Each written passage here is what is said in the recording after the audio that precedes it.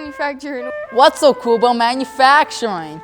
What's so cool about manufacturing? We were signed a company named E1 to do a film production about them.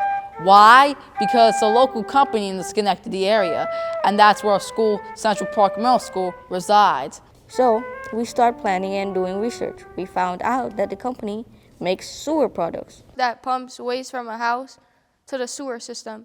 You have to have some place for all of your waste to go when you flush your toilet. At E1, waste is the word they use to say poop. But the sewer line is uphill. They got us a E1 grinder pump. It grinds up everything and then pumps it up to the sewer line. You can see if you zoom in, it says E1. We scouted the company and then went there to shoot.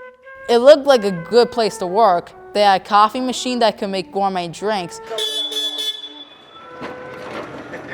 How does your company make the world a better place? If you look around, bottom of this hill, there's a river, the Mohawk River. 50, 60 years ago, when you flushed your toilet, most of the toilet went into the river. So our systems basically capture wastewater from a home, deliver it to a treatment plant so it doesn't end up in the river, the lake, or the oceans. They didn't know right away that they wanted to work here. It kind of fell naturally into their path. When I was in high school, I really had no idea what I wanted to do. I originally thought I wanted to pursue physics and be a physicist.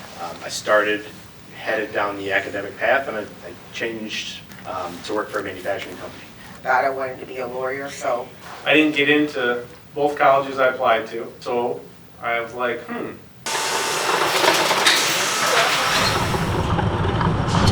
They made good money. They wouldn't tell us how much specifically. How much do you make a year?